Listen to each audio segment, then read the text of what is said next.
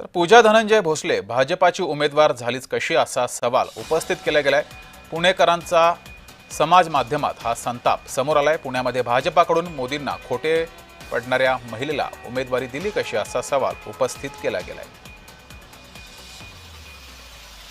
तर पूजा जाधव यांनी पंतप्रधान नरेंद्र मोदी यांच्यावर टीका केली होती। मोदींना खोटं पाडण्याचा प्रयत्न केला होता आणि अशा महिलेला भाजपानं उमेदवारी दिली कशी असा सवाल पुणेकरांनी उपस्थित केलेला आहे समाज माध्यमात। या प्रकरणी संताप हा पुणेकरांनी मांडलेला आहे।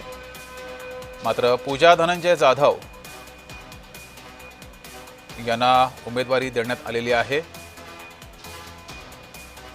तर पहलगाम हल्ला हा धर्म विचारून झाला नव्हता असं विधान त्यांनी केलं होतं, वादग्रस्त विधान केलं होतं आणि पंतप्रधान नरेंद्र मोदी आणि भाजपावर सुद्धा टीका केली होती आणि त्यानंतर त्यांना पुन्हा पुण्यामध्ये ही उमेदवारी दिलेली आहे। त्यामुळे समाज माध्यमात त्यांच्या विरोधात अनेक गोष्टी ह्या समोर येत आहेत, त्यांच्यावर टीका होती आहे। पूजा धनंजय भोसले यांना भाजपानं उमेदवारी दिली कशी असा सवाल पुणेकरांनी उपस्थित केलेला आहे। समाज माध्यमात संताप व्यक्त केलाय।